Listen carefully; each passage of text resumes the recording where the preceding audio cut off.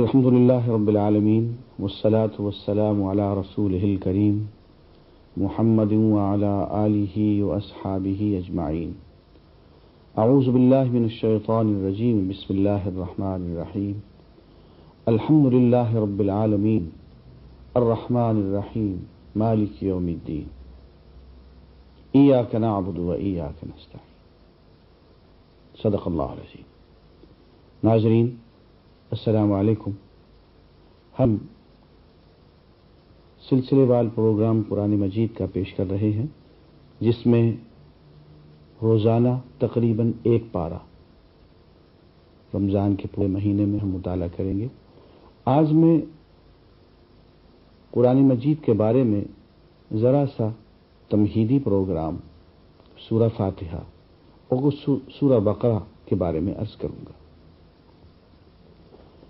ناظرین، قرآن مجید وہ کتاب ہے جو تمام آسمانی کتابوں کا نچوڑ ہے.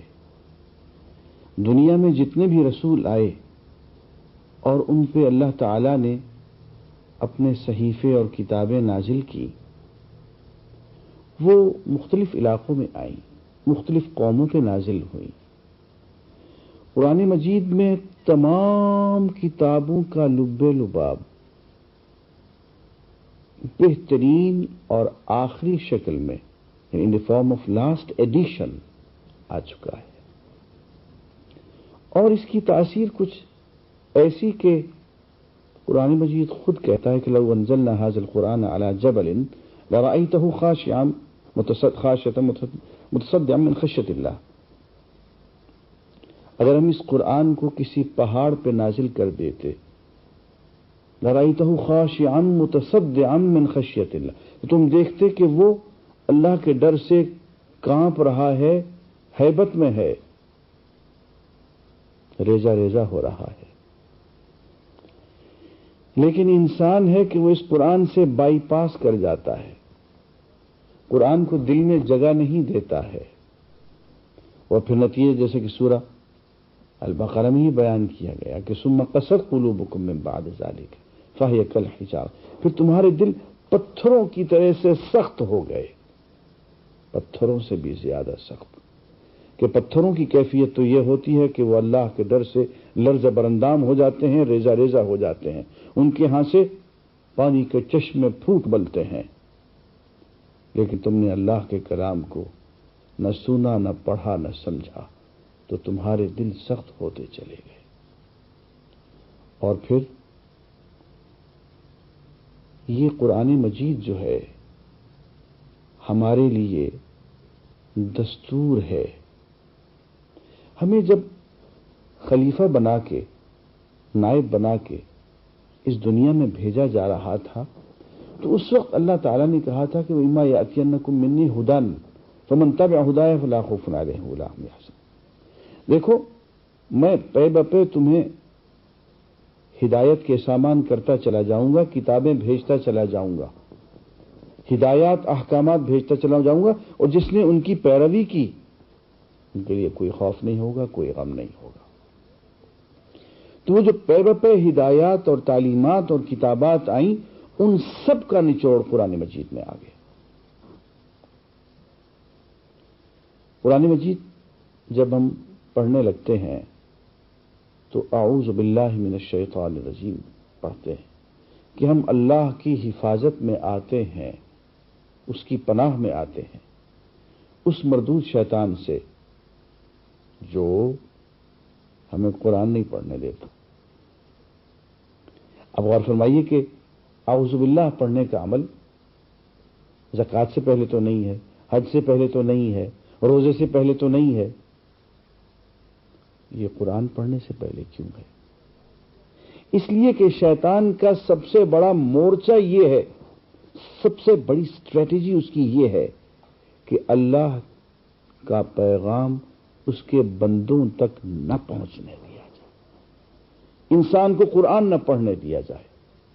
ایسے ہیلے، ایسے طریقے اختیار کیے جائیں کہ اول تو مسلمان یا انسان قرآن پڑھے ہی نہیں، اور پڑھے تو اس کو یہ یقین دلا دیا جائے کہ بغیر سمجھے پڑھو، اس پہ کسی غور و فکر اور تدبر کی ضرورت نہیں ہے۔ شیطانی چال ہے۔ اسی لیے اللہ تعالیٰ نے حکم فرمایا کہ جب تم قرآن پڑھنے لگو تو اعوذ باللہ من الشیطان الرجیم پڑھ دو، تاکہ ہم شیطان اور تمہارے درمیان حجاب، پردہ، رکاوٹ، حفاظت پیدا کر دیں۔ اس کے بعد ہم پڑھتے ہیں بسم اللہ الرحمن الرحیم، یعنی اللہ کے نام سے جو رحمان ہے اور رحیم ہے۔ اللہ کے نام سے کیا مراد ہے؟ مطلب یہ جو کام ابھی ہم کرنے لگے ہیں یہ اللہ کی خاطر کر رہے ہیں، اس کے نام سے کر رہے ہیں، اس کی رضا حاصل کرنے کے لیے، اس کو منانے کے لیے، اس کو خوش کرنے کے لیے کر رہے ہیں۔ اس میں کسی اور کی ملاوٹ نہیں ہے۔ تو جو ہی ہم کسی کام سے پہلے بسم اللہ پڑھتے ہیں تو اصل میں اس میں اظہار ہوتا ہے اپنی نیت کا، اپنے اخلاص کا، کہ اس کام کی وہ غرض و غایت سوائے اللہ کو راضی کرنے کے، اور چونکہ وہ ہمارا محبوب حقیقی ہے، مطلوب حقیقی ہے، تو سوائے اس کا قرب حاصل کرنے کے، اس کی دیدار کی منزل تک پہنچنے کے اور ہمارا کوئی ارادہ نہیں ہے۔ یہ اس کے نام پہ ہی ہے یہ سب کام، بسم اللہ الرحمن الرحیم، اللہ کے نام سے یہ ہم کرتے ہیں جو رحمان ہے، رحمت کا سراپا، رحمت کا منبع، رحمت کا مصدر ہے، رحیم ہے، ہر دم رحمت کو لٹانے والا ہے۔ کسی نے کہا صاحب یہ رحمان اور رحیم تو ایک ہی چیز ہے، نہیں بھائی، دو الگ الگ معنی۔ ایک معنی یہ ہے رحمت کا منبع، رحمت کا خزانہ، دوسرا معنی ہے کہ ہر دم رحمت کو لٹانے والا۔ یہ بالکل ایسی ہے جیسے ہم کسی کے بارے میں کہیں کہ فلاں شخص بہت امیر ہے، کروڑ پتی ہے، شاید یہ کہیں کہ سخی بھی بہت ہے، ہر دم اپنی دولت غریبوں میں لٹاتا رہتا ہے۔ تو اب بات پوری ہوگی۔ صرف امیر ہو اور سخی نہ ہو بات نہیں بنتی، سخی ہو امیر نہ ہو تو بھی بات نہیں بنتی۔ رحمان رحمت کا خزانہ، رحیم ہر دم رحمت کو لٹانے والا۔ اس کے بعد ہم سورہ فاتحہ پڑھتے ہیں، الحمدللہ رب العالمین۔ سب تعریف اللہ کے لیے ہے جو تمام جہانوں کو پیدا کرنے والا اور ان کو پالنے والا ہے۔ پیدا کر کے اس نے یوں ہی پھینک نہیں دیا، آخر دم تک نبھائے گا، پال رہا ہے۔ اور فرمایا کہ تعریف اسی کی ہے۔ کسی فن پارے کو دیکھتے ہیں تو توجہ فنکار کی طرف آتی ہے۔ ہم فن پارے کی جو تعریف کر رہے ہوتے ہیں تو اصل میں فنکار کی تعریف کر رہے ہوتے ہیں۔ کسی اچھے شاعر پہ سر دھن رہے ہوتے ہیں شعر پہ تو دراصل شاعر کی تعریف ہو رہی ہوتی ہے۔ کسی بہت اچھے ناول کی ہم خوبصورتی بیان کر رہے ہوتے ہیں تو یہ ناول نگار کا شکریہ ادا کر رہے ہوتے ہیں، اس کی تعریف ہو رہی ہوتی ہے۔ معلوم یہ ہوا کہ دنیا میں کہیں بھی جمال ہے یا کمال ہے یا حسن ہے یا اس حسن پہ وارفتگی ہے، سب اللہ کا بنایا ہوا ہے۔ سب کی تعریف، ہر جمال کی اور ہر کمال کی اللہ کے لیے سزاوار ہے۔ اور یہاں سے ایک اور بات کا بھی پتہ چلا کہ فرمایا کہ دیکھو تمہیں فن پارا سمجھنا ہو تو فنکار کے حوالے سے سمجھا کرو، فنکار تک پہنچنا چاہتے ہو تو فن پارے کے راستے سے جایا کرو۔ کسی اچھے شعر کی خوبی کو سمجھنا ہو تو شاعر کے حوالے سے، اور شاعر کو سمجھنا ہو تو شعر کے حوالے سے۔ حمد اس بات کی تعریف ہے کہ کتنا بڑا فنکار ہے جس نے اتنی خوبصورت دنیا بنا دی ہے۔ میں جب پہلی مرتبہ سوات میں گیا تو مسلسل ایک شعر کا ورد کرتا رہا کہ ایک عکس ناتمام پہ عالم کو وجد ہے، کیا پوچھنا ہے آپ کے حسن و جمال کا، جس نے اس قدر حسین کائنات بنا دی ہے، اور یہ حسین کائنات اس کا ایک ناتمام سا عکس ہے، خود کتنا حسین ہوگا، اور اس کی فن خلاقی کا کیا کہنا۔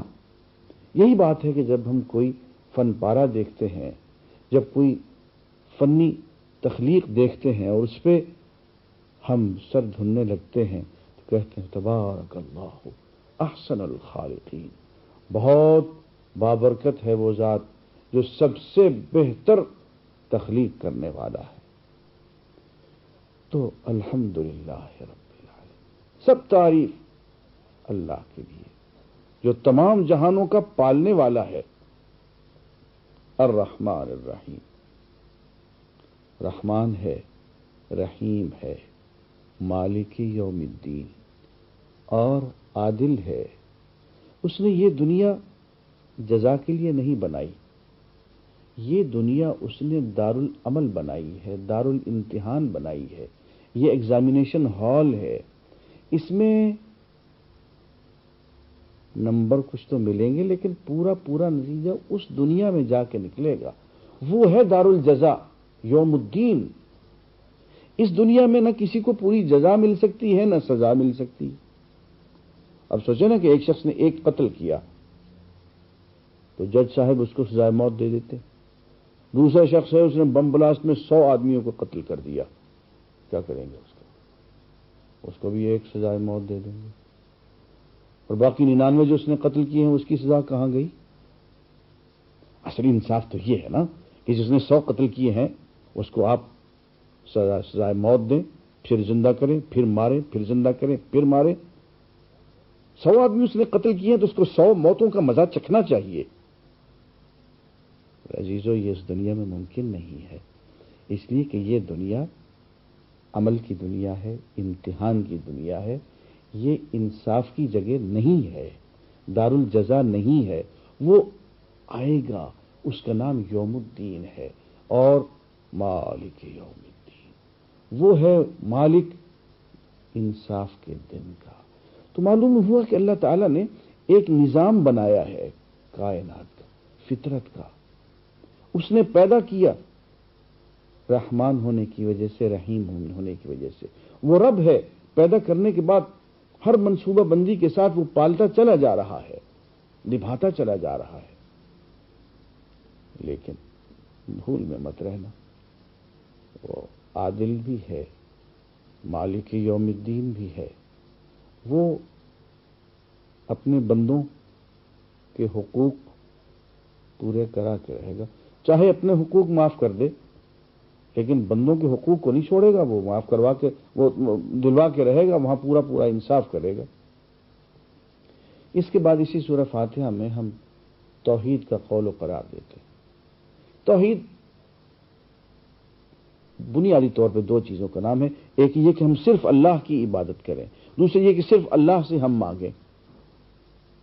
کہتے ہیں ایاک نعبد و ایاک نستعین، آپ کی اور ہم صرف آپ کی عبادت کرتے ہیں، اور آپ سے اور صرف آپ سے ہم مدد چاہتے ہیں۔ عبادت آپ کی اور صرف آپ کی، استعانت صرف آپ سے، ہاتھ صرف آپ کے سامنے پھیلائیں گے۔ اس کے بعد ہم دعا مانگتے ہیں، اہدنا الصراط المستقیم، ہمیں سیدھے راستے کی ہدایت عطا فرما دے، اس پہ چلنے کی توفیق عطا فرما دے۔ یہاں پہلی مرتبہ جب ہم صراط کا لفظ استعمال کرتے ہیں تو یہاں ہدایت نظری، تھیوریٹیکل ٹروتھ ہم مانگتے ہیں۔ پھر آگے کہتے ہیں صراط الذین انعمت علیہم، ان لوگوں کا راستہ جن پہ آپ نے انعام کیا، نبیوں کا راستہ، صدیقوں کا، شہیدوں کا، صالحین کا راستہ، غیر المغضوب علیہم ولا الضالین، ان لوگوں کا راستہ نہیں جن پہ کہ آپ ناراض ہو گئے، وہ لوگ جو کہ بھٹک گئے۔ تو معلوم ہوا کہ یہاں پہ ہم ایک تو ہدایت نظری مانگتے ہیں اور ایک ہدایت عملی مانگتے ہیں۔ ہدایت نظری جب ہم مانگتے ہیں، اس میں اہم بات یہ ہے کہ ہم جب صراط مستقیم اللہ تعالیٰ سے مانگتے ہیں تو اللہ تعالیٰ فوراً جواب میں سورہ بقرہ کے اندر کہتے ہیں الف لام میم ذالک الکتاب، یہ آسمانی مقدس کتاب ہے، لا ریب فیہ، اس میں کوئی شک نہیں، ھدی للمتقین، ہدایت مانگ رہے تھے تو یہ لو ہدایت ہے ان لوگوں کے لیے جو ہدایت حاصل کرنا چاہیں۔ ہم صراط مستقیم ایک مرتبہ مانگتے ہیں تو وہ ہدایت نظری ہے، تھیوریٹیکل ٹروتھ ہے۔ پھر کہتے ہیں صراط الذین انعمت علیہم، ایسے لوگوں کا راستہ دکھائیے جو عملی طور پہ صراط مستقیم پہ چلے اور اس کی وجہ سے آپ نے ان پہ نعمتوں کی بارش کر دی، نبی، صدیق، شہید، صالح لوگ۔ تو یہاں ہم ہدایت عملی مانگ رہے ہیں۔ معلوم ہوا کہ اس دنیا میں انسان کی دو سب سے بڑی ضرورتیں ہیں، ایک ہدایت نظری اور ایک ہدایت عملی۔ ہدایت نظری تو کتاب کی شکل میں آ گئی، قرآن مجید کی شکل میں، اور ہدایت عملی اس کی عملی تفسیر، اس کی پریکٹیکل ڈیمونسٹریشن، اور وہ ہے رسول کی عملی زندگی۔ تو پتہ چلا کہ ہمیں دو چیزوں کی ضرورت ہے، ایک اللہ کی کتاب اور ایک اللہ کی کتاب پہ عمل کر کے دکھانے والا، کتاب اور اللہ والا، یہ ہماری دو سب سے بڑی ضرورتیں ہیں۔ انہی دو ضرورت کو ہم نے اللہ تعالیٰ سے مانگا ہے، اہدنا الصراط المستقیم صراط الذین انعمت علیہم غیر المغضوب علیہم ولا الضالین، اور ایسے لوگوں کے راستے سے اے اللہ بچا جن پہ تیرا غضب نازل ہوا اور جو بہک گئے۔ ناظرین، اس کے بعد سورہ البقرہ ہے جو قرآن مجید کی سب سے بڑی سورت ہے، سورہ مدنی ہے، اور اس میں سب سے پہلی آیت اپنی جگہ پہ ایک معجزہ ہے، ذالک الکتاب، یہ آسمانی مقدس کتاب ہے۔ کتاب عام کتاب کو کہتے ہیں، الکتاب آسمانی کتاب، الہامی مقدس کتاب، لا ریب فیہ، اس میں کوئی شک و شبہ کی گنجائش نہیں۔ اس وقت بھی اس میں شک و شبہ کی گنجائش نہیں تھی جب یہ محمد الرسول اللہ صلی اللہ علیہ وسلم کے ہاتھوں میں تھی، صحابہ کے ہاتھوں میں تھی، اب بھی نہیں۔ اور 150 سال گزر گئے، اس کتاب میں کوئی تبدیلی نہیں آئی۔ پہلی آسمانی کتابیں تم لوگ بدل ڈالتے تھے اپنی اغراض کی خاطر، ویسٹڈ انٹرسٹس کی خاطر، جی چاہا تو احکام کو ادھر سے کاٹا ادھر لگا دیا، کاٹ کے پھینک دیا، اضافہ کر دیا۔ فرمایا کہ یہ کتاب تو تمام کتابوں کا نچوڑ ہے، اور چونکہ آخری کتاب ہے اور کامل بھی ہے اور پوری انسانیت کے لیے ہے، اس لیے اس کو اب تم بدل نہیں سکو گے، اس میں کوئی تحریف اور تبدیلی نہیں ہو سکے گی۔ اس لیے پہلا دعویٰ اس کتاب کا یہ ہے، لا ریب فیہ، اس میں کوئی شک و شبہ والی بات نہیں ہے، اس میں کوئی تبدیلی، کوئی تحریف نہیں آ سکی ہے۔ اور یہ بات قرآن مجید میں اتنی جگہوں پہ بیان کی گئی ہے کہ آدمی حیران رہ جاتا ہے۔ فرمایا کہ انا نحن نزلنا الذکر وانا لہ لحافظون، ہم ہی ہیں جنہوں نے اس نصیحت کو نازل کیا ہے، اس پیغام کو، قرآن کو، وانا لہ لحافظون، اور دیکھ لینا ہم اس کی حفاظت کر کے دکھائیں گے۔ اور فرمایا کہ انہ لکتاب عزیز، یہ زبردست کتاب ہے۔ عبداللہ یوسف نے ترجمہ کیا کہ دس از این اناسیلیبل بک، یہ وہ کتاب ہے جس پہ کوئی حملہ نہیں ہو سکتا۔ انہ لکتاب عزیز لا یأتیہ الباطل من بین یدیہ ولا من خلفہ تنزیل من حکیم حمید، اس کے آگے سے پیچھے سے کسی طرف سے کوئی اس میں ملاوٹ باطل چیز شامل نہیں کی جا سکتی، یہ حکیم و حمید کی طرف سے نازل شدہ کلام ہے۔ ایک جو فرمایا تمت کلمۃ ربک صدقا وعدلا، تیرے پروردگار کا کلمہ، پیغام صدق و عدل کے اعتبار سے اپنے معراج کو پہنچ چکا. لا تبدیل لکلمات اللہ، اللہ کے کلمات کو تبدیل نہیں کیا جا سکتا. یہاں میں اس بات کی طرف توجہ چاہوں گا کہ یہ بات کہنا کسی انسان کے بس میں نہیں ہے. اگر یہ انسان کی لکھی ہوئی کتاب ہو، کوئی بھی انسان اپنی کسی تصنیف کے بارے میں آج اگر یہ دعویٰ کرنا چاہے، آج کرنا چاہے، تو بہت ذرائع وسائل ہیں نا. اس زمانے میں جبکہ قرآن مجید ہمارے سامنے آیا تو وسائل کاغذ نہیں تھے، پریس چھاپا خانے نہیں تھے، دنیا جو تھی بکھری ہوئی تھی دور دور. اب تو پوری دنیا ایک گھرانہ بن گئی ہے. آج کوئی شخص یہ دعویٰ کرنا چاہے کہ جناب یہ میری کتاب ہے، یہ میں محفوظ کر چلا ہوں، اس میں آئندہ تبدیلی نہیں ہوگی، تو لوگ اسے پاگل کہیں گے. کیسے انسان کو چھوڑیے، کوئی حکومت، بڑی سے بڑی حکومت، دنیا کی ساری حکومتیں مل کے کسی ایک ڈاکومنٹ کے بارے میں یہ فیصلہ کر دیں کہ وہ محفوظ رہے گا، اس کا ٹیکسٹ انٹیکٹ رہے گا، اس میں کوئی تبدیلی نہیں آ سکے گی، تو یہ بات انسانی طور پہ ممکن نہیں ہے. دس از ہیومنلی امپاسبل. اس لیے کہ جو ہی یہ حکومت جائے گی، یہ نسل جائے گی، 150 سال کے بعد، 500 600 سال کے بعد کتاب ناپید ہو جائے گی. اس کے کئی نسخے ادھر ہوں گے، کچھ ادھر ہوں گے، اس نسخے میں کچھ لکھا ہوا ہوگا، اس نسخے میں کچھ لکھا ہوا ہوگا. لیکن قرآن مجید میں یہ بات دعوے کے طور پہ کہہ دی گئی کہ اس میں تم کوئی تبدیلی نہیں لا سکو گے. اور حد یہ ہے کہ اس تبدیلی کو بچانے کے لیے اللہ تعالیٰ نے قرآن مجید کی جو زبان ہے عربی، اس کی گھڑی کی ٹک ٹک کو بند کر دیا. عربی زبان جو 1500 سال پہلے جہاں تھی، آج بھی وہی کی وہی ہے. اس زبان میں تبدیلی نہیں آئی، اور یہ دنیا کی واحد زبان ہے جو وہی کی وہی کھڑی ہوئی ہے. دنیا کی اور کوئی زبان ایسی نہیں ہے جس میں تبدیلی نہ آ رہی ہو. عربی وہیں ٹھہر گئی، اس کی بھی حفاظت ہو گئی. تو میں عرض کروں کہ یہ قرآن مجید کا ایک دائمی معجزہ ہے، اور میرا یہ دعویٰ ہے کہ انسانیت کی تاریخ میں اس سے بڑا اور کوئی معجزہ نہیں ہے، جو ہر گھر میں موجود ہے، ہمیشہ ہمیش کے لیے موجود ہے. کہ اس نے یہ دعویٰ کیا 1500 سال پہلے کہ میرے ایک لفظ میں، میری زیر و زبر میں کوئی تبدیلی نہیں آ سکے گی، دیکھ لینا. اور 1500 سال گزر گیا. مسلمان نہیں، غیر مسلم محققین بھی سب مانتے ہیں کہ یہ کتاب، یہ قرآن جو اس وقت آج ہمارے سامنے ہے، یہ وہی ہے جو محمد رسول اللہ صلی اللہ علیہ وسلم کے ہاتھوں میں تھی. یہ وہی کتاب ہے جو صحابہ کرام کے ہاتھوں میں تھی.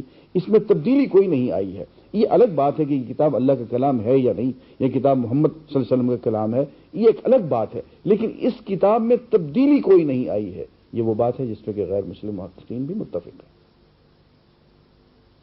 یہ ایک دائمی معجزہ ہے، اور 1500 سال کی مدت نے ثابت کر دیا کہ قرآن نے یہ دعویٰ جو 1500 سال پہلے کیا تھا درست نکلا. اور اسلام کی اور قرآن کی حقانیت کی یہ بہت بڑی دلیل ہے.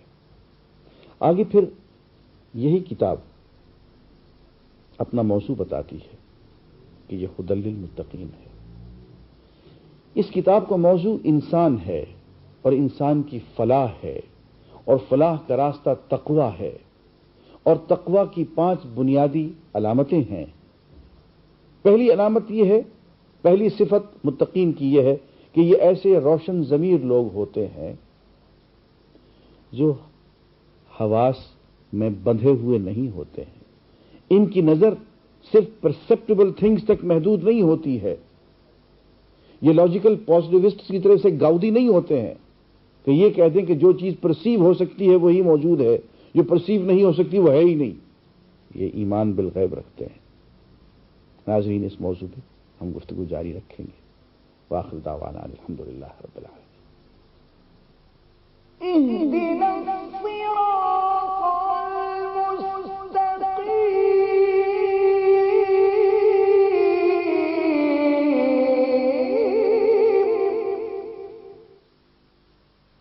الحمدللہ رب العالمین، والصلاة والسلام على رسوله الكريم محمد وعلى آلہ واصحابہ اجمعین۔ ہم نے سورہ البقرہ کی ابتدا کر دی ہے۔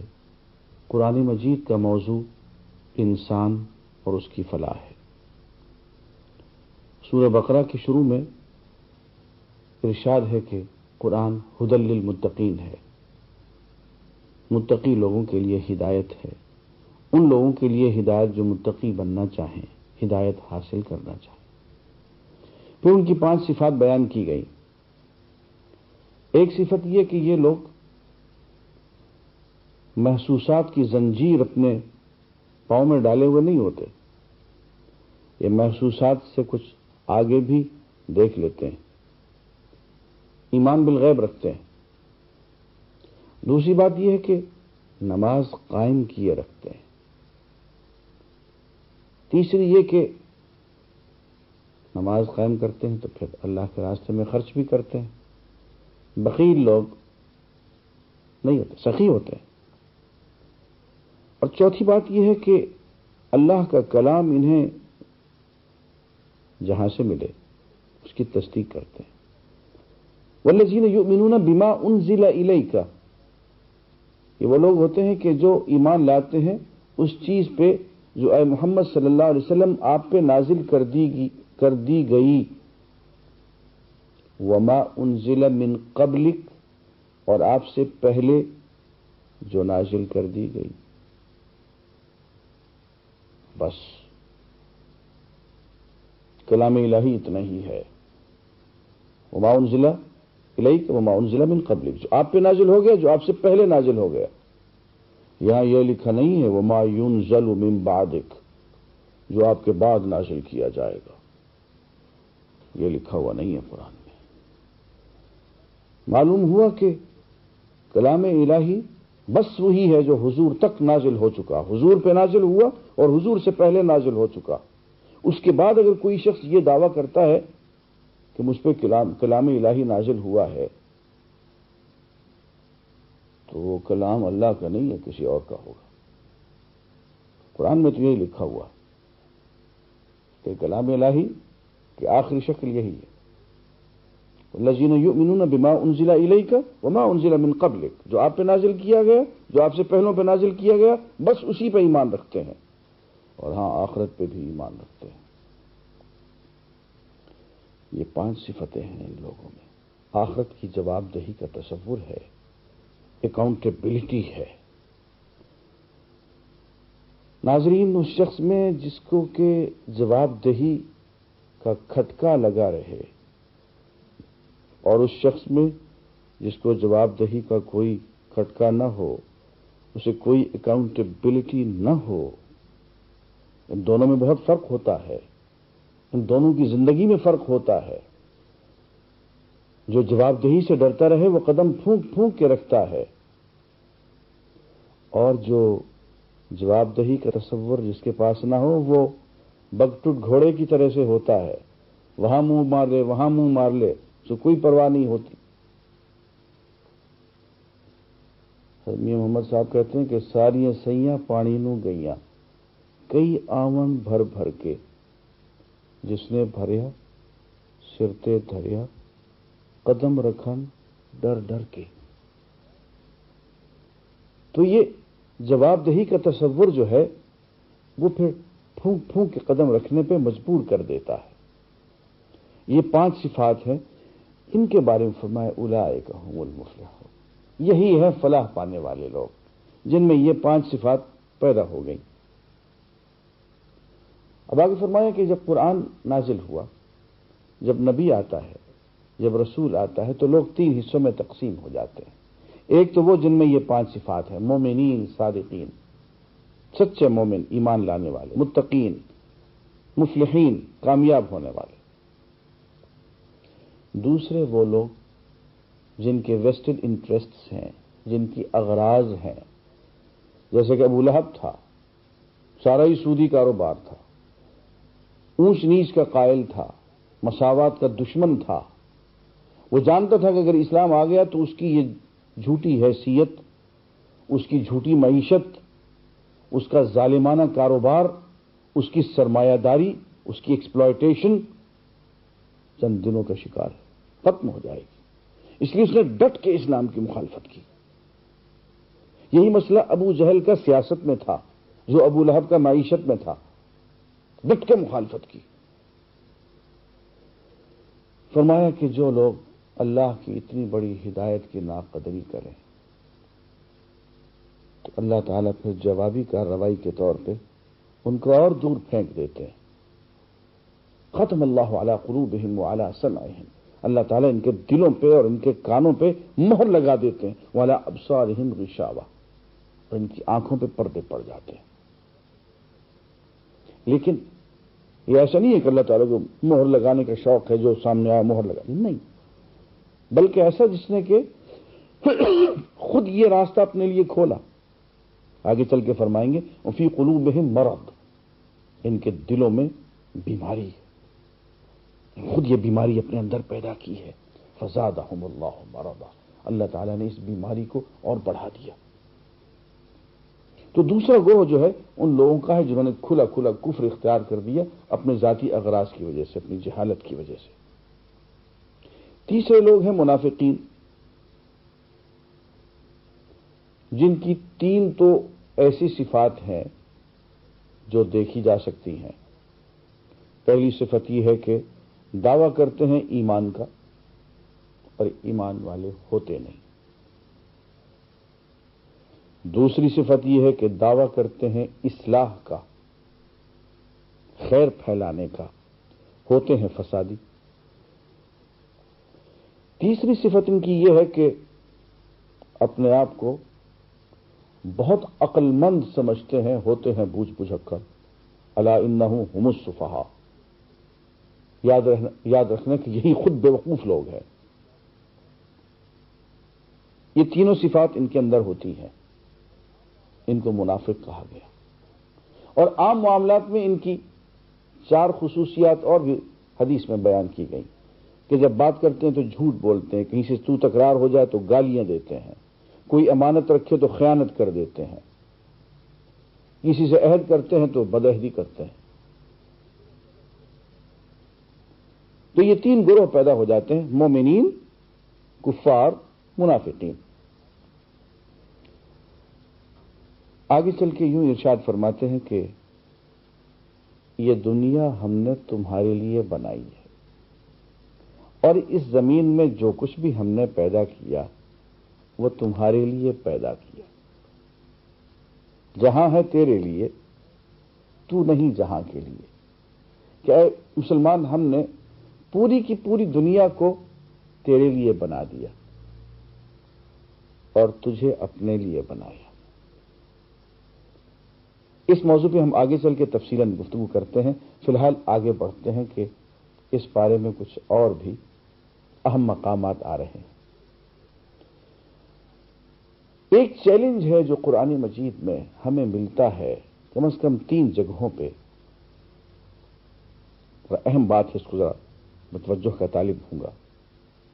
قرآن مجید یہ کہتا ہے کہ اللہ تعالیٰ کی طرف سے ارشاد ہے کہ اے لوگو، اگر تمہیں شک ہو اس کلام کے بارے میں جو ہم نے اپنے بندے پہ اتارا ہے، تم یہ شک کرتے ہو کہ یہ اللہ کا کلام نہیں ہے، یہ بندے نے اپنی طرف سے خود گھڑ لیا ہے، یہ انسان کا کلام ہے، اچھا پھر ایسا کرو، تم سارے مل جاؤ، خطیب ہو، شاعر ہو، ادیب ہو، نقاد ہو، بڑبولے ہو،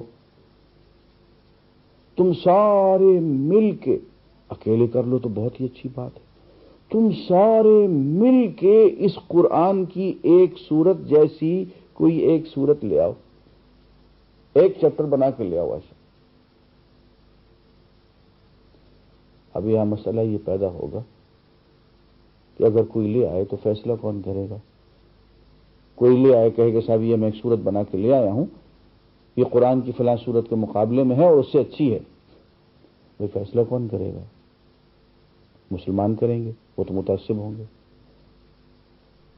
قرآن کہتا ہے یہاں پہ کہ دیکھو فیصلہ بھی اپنوں سے کروا لینا، وَادْعُوا شُهَدَاءَكُم مِّن دُونِ اللَّهِ، اللہ سے ہٹ کے، اللہ والوں سے ہٹ کے، مسلمانوں سے ہٹ کے، وَادْعُوا شُهَدَاءَكُمْ، اپنے شہداء کو، اپنے ساتھیوں کو، اپنے گواہوں کو، اپنی مجلس والوں کو، اپنے مذہب ملت والوں کو، اپنے قبیلے والوں کو پکار لینا، ان کے سامنے یہ کلام پیش کر دینا، وہی تمہیں ہوٹ ڈاؤن کر دیں گے، وہی فیصلہ کر دیں گے کہ تمہارے اس کلام کی کوئی حیثیت نہیں ہے قرآن کے مقابلے میں۔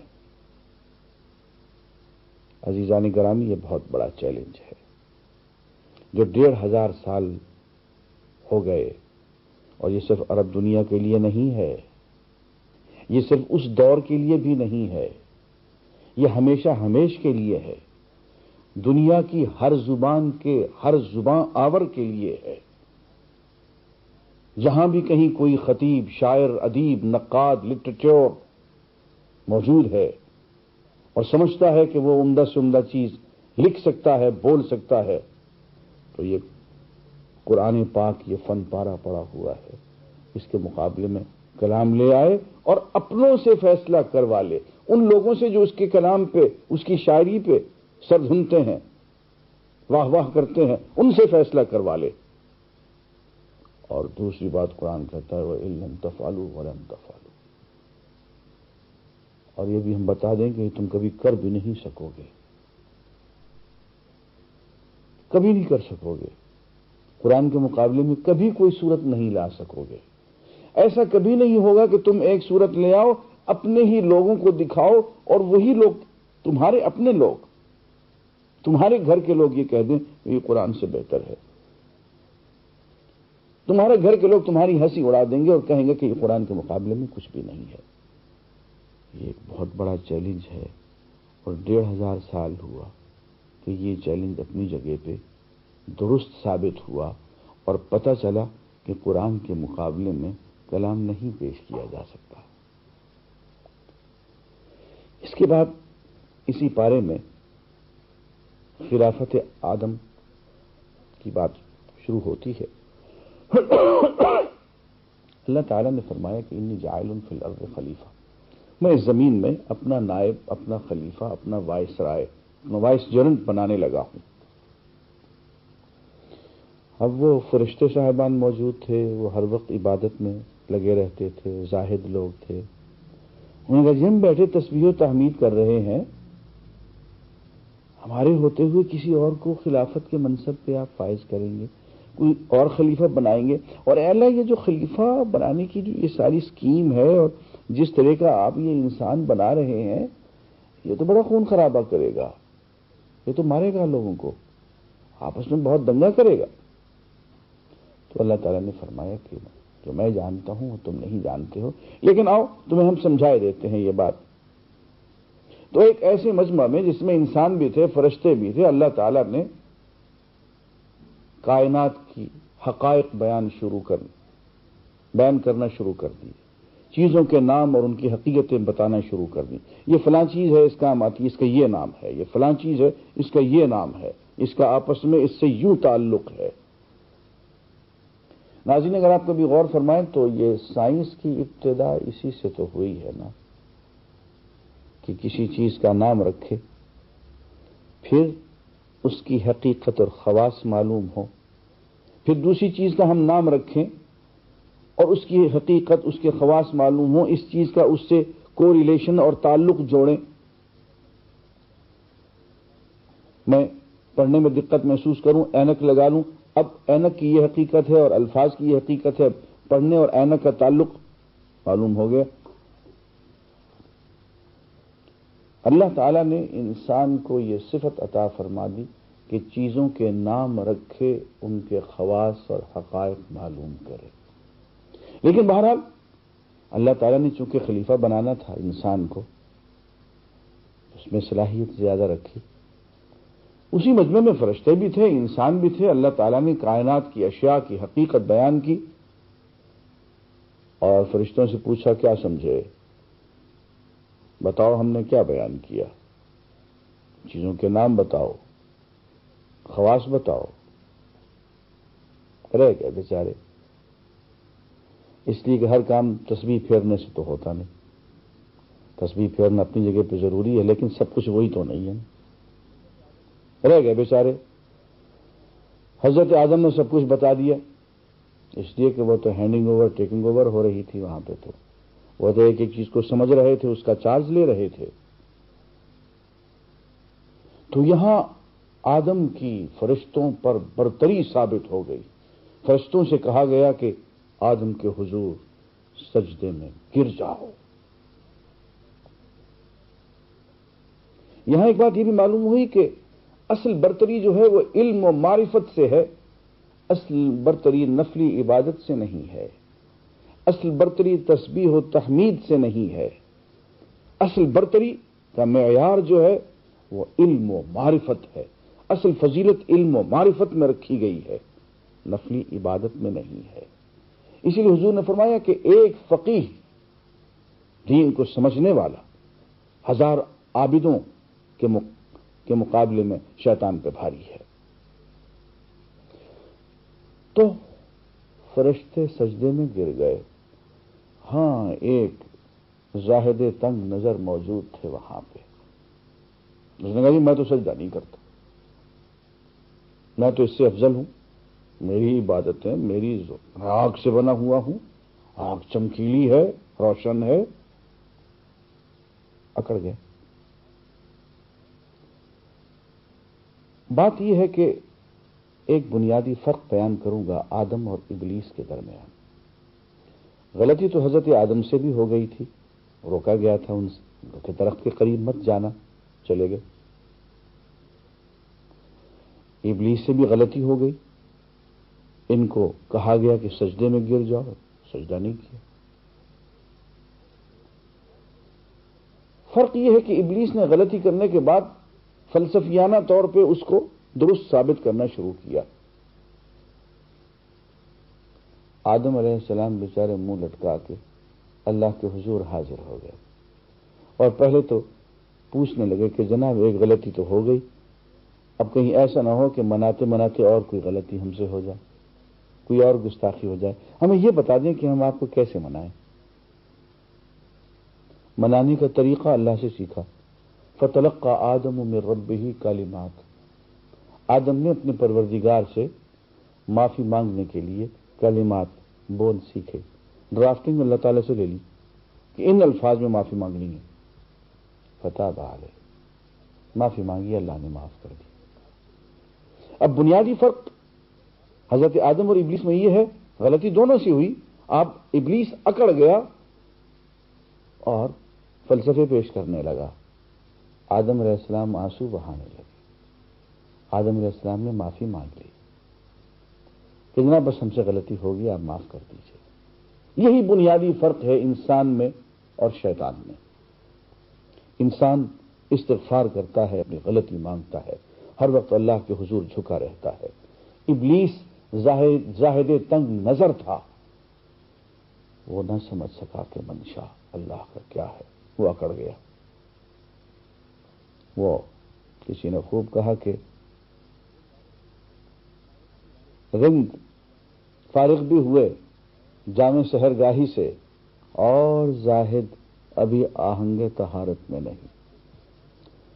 ابلیس آہنگ طہارت ہی بھول گیا اور فلسفوں میں لگ پڑا، ہار گیا۔ معلوم ہوا کہ انسان کی اصل عظمت جو ہے وہ استغفار میں ہے، توبہ میں ہے، ندامت میں ہے۔ آگے بڑھتے ہیں۔ آدم کو معافی مل گئی۔ یہ مت جانیے کہ آدم کا زمین پہ آنا جو ہے بطور سزا کے ہے، یہ نظریہ غلط ہے، قرآن کے خلاف ہے۔ قرآن صاف طور پہ کہتا ہے کہ فتاب علیہ، اللہ تعالیٰ نے آدم کو معاف کر دیا۔ معاف کرنے کے بعد ترقی دے دی، خلیفہ بنا دیا، تقرر کر دیا، وہاں سے ٹرانسفر کر کے زمین پہ بھیج دیا۔ ہم انڈر ٹرانسفر آئے ہیں، انڈر پنشمنٹ نہیں آئے ہیں، اتنا یاد رکھیے گا، یہ بات آگے چل کے کام آئے گی۔ اس دنیا میں ہم ایک منصب پر آئے ہیں، سزا کاٹنے کے لیے نہیں آئے ہیں، منصب پر آئے ہیں۔ وہ منصب خلافت کا ہے، اللہ کی گورنری کا ہے۔ اس لیے فرمایا کہ دیکھو اب تم زمین میں چلے جاؤ۔ ایک تو یہ ہے کہ ہم نے تمہیں ایک دوسرے کا دشمن بنا دیا ہے، مقابلہ ہوگا، دنگل ہوگا تمہارا اور شیطان کا۔ دوسری بات، وَإِمَّا يَأْتِيَنَّكُم مِّنِّي هُدًى فَمَن تَبِعَ هُدَايَ فَلَا خَوْفٌ عَلَيْهِمْ وَلَا هُمْ۔ دیکھو میری طرف سے پے بپے تمہیں ہدایت پہنچتی رہے گی، میں رسول بھیجتا رہوں گا، کتابیں بھیجتا رہوں گا، پیغامات، نام و پیام چلتا رہے گا۔ جس نے میری ہدایت کی پیروی کی اسے نہ تو خوف ہوگا اور نہ غم ہوگا۔ معلوم یہ ہوا کہ یہ جو ہدایت آتی ہے اللہ کی طرف سے، یہ پیروی کے لیے آتی ہے۔ من تبع ہدایا، جس نے میری ہدایت کی پیروی کی۔ اچھا، یہ لفظ تلاوت جو ہے، یتلو علیکم آیاتہ، یتلو علیہم آیاتہ، یہ تلاوت کی میں نے بھی پیروی کرنے کی، تلا یتلو کی میں نے پیروی کرنے کی ہوتی۔ تلاوت الکتاب کا لفظی ترجمہ انگریزی میں ہوگا ٹو فالو دی بک، کتاب کی پیروی کرنا۔ یہاں ان لوگوں کی غلط فہمی بھی معلوم ہوگی جو یہ سمجھتے ہیں کہ تلاوت کا مطلب ہوتا ہے بغیر سمجھے پڑھتے چلے جانا۔ تلاوت کے لفظی میں نے پیروی کرنے کے ہیں، فالو کرنے کے ہیں، بالکل انہی معنوں میں جہاں یہ آئے من تبع ہدایا، جس نے میری ہدایت کا اتباع کیا، اس کی پیروی کی۔ معلوم ہوا کہ قرآن کی جو تلاوت ہے اس تلاوت کے اندر فہم اور تدبر اور عملی پیروی کا پہلو موجود ہے۔ اس کے بعد زمین کی خلافت عطا فرما دی اور ساتھ کہا کہ دیکھو اب جو تم کام کرو گے تو اس مقصد کے تحت کرو گے کہ تمہیں میرے پاس لوٹ کے آنا ہے۔ اب تمہارا سمم بونم جو ہے، تمہاری زندگی کا اصل مقصد جو ہے وہ لقاء رب ہے، پروردگار کی ملاقات ہے، اور یہ تم اس انداز میں اب زندگی گزارو کہ لوٹ کے اب میرے پاس واپس جنت میں آ جاؤ۔ احتیاط کرنا، راستے میں ایک بھڑکیلی آگ بھی ہے، کہیں اس میں نہ جا پہنچنا۔ بس اتنی سی ساری سکیم ہے۔ اس سکیم کے مطابق، سکیم کیا ہے کہ اللہ نے محبت سے اس کائنات کو بنایا ہے، رحمان رحیم ہونے کی حیثیت سے، رب کی حیثیت سے اس دنیا کو دار العمل بنایا ہے، دار الجزا نہیں بنایا۔ دار الجزا آگے آ رہی ہے، یوم الدین، اور تمہیں لوٹ کے میری طرف آنا ہے۔ اس میں کامیاب ہو گئے، اس نظام کائنات، اس نظام فطرت کی تم نے موافقت میں، مطابقت میں زندگی گزاری تو یہ اسلام ہے، اور فطرت کے مقاصد کی اگر تم نگہبانی نہ کر سکے تو یہ کفر ہو جائے گا۔ آگے بنی اسرائیل کا قصہ آتا ہے۔ اللہ نے ان کو بہت فضیلت دی، ان کے لیے سمندر میں راستے کھولے، 12 چشمے جاری کیے، بے شمار ان پہ نعمتیں، بے شمار ان کے واقعات، لیکن ان حضرات بنی اسرائیل کے بارے میں جو ہمیں سبق ملتا ہے وہ بہت حیرت ناک ہے۔ اللہ تعالیٰ نے بنی اسرائیل سے عہد لیا کہ اللہ کی عبادت کرو گے، ماں باپ سے احسان کرو گے، رشتہ داروں سے احسان کرو گے، نماز پڑھو گے، زکوٰۃ دو گے، لیکن یہ سارا عہد باندھنے کے بعد کہتے ہیں کہ ہمارے دلوں پہ تو پردے پڑے ہوئے ہیں، ہمارے دل تو بند ہو گئے بھائی، قلوبنا غلف۔ باتیں یہ ہماری سمجھ میں نہیں آئی ہے، یہ توریت میں جو لکھا ہوا ہے یہ کچھ اوٹ پٹانگ سی چیزیں ہیں۔ قلوبنا غلف، ہمارے دل تو ان چیزوں پہ بند ہیں۔ اور اس کیفیت کے باوجود دعویٰ یہ ہے کہ نحن ابناء اللہ و احباؤہ، ہم تو اللہ کے بیٹے ہیں، اللہ کے محبوب ہیں، اللہ ہمارا محبوب ہے۔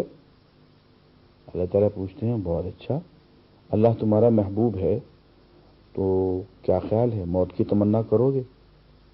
موت کی تمنا تو نہیں کرتے، 1000 سال جینا چاہتے ہیں۔ اچھے عاشق ہو، اپنے محبوب کے پاس نہیں جانا چاہتے؟ عاشق نہیں ہو، جھوٹے ہو، منافق ہو۔ آگے سنیے، پھر کیفیت یہ ہے کہ نسلی تعصب میں گرفتار ہیں، یہ عربی ہے، یہ اجمی ہے، یہ کالا ہے، یہ گورا ہے۔ پھر آگے چلتے ہیں، ایک دوسرے کو گمراہ کہتے ہیں، ایک دوسرے کو فاسق اور فاجر اور کافر کہتے ہیں۔ آگے چلیے، کیفیت یہ ہے کہ جنت کو اپنا ورثہ سمجھتے ہیں۔ میں یہ یہود کی بات کر رہا ہوں، میں یہاں مسلمانوں کی بات نہیں کر رہا ہوں، لیکن اگر صفات مل جائیں تو مجبوری کی بات ہے، لیکن قرآن نے یہ سارے بنی اسرائیل کا نام لے کے یہ واقعات بیان کیے ہیں۔ یہ ہماری بدنصیبی ہے کہ یہ واقعات ہم پہ بھی ثابت آ رہے ہیں، ہم میں بھی نسلی اور علاقائی تعصب ہو، ہم میں بھی یہ فتنہ بازی اور فتویٰ بازی ہو، ایک دوسرے کو کافر کہیں۔ قرآن نے متہم تو یہود کو کیا ہے کہ اللہ کا عذاب تم پہ اس لیے آیا کہ تم نسلی تعصب رکھتے تھے، ایک دوسرے کو گمراہ کہتے تھے، تم جنت کو اپنا ورثہ سمجھتے تھے، اپنے بارے میں تم دعوے کرتے تھے، اور پھر کہا کہ مسلمانوں تم ایسا نہ کرنا، ہم نے بنی اسرائیل کی امامت چھین لی اور تمہیں منتقل کر دی، تم ایسا نہ کرنا ورنہ تم سے بھی امامت چھن جائے گی۔ وآخر دعوانا الحمدللہ رب العالمین۔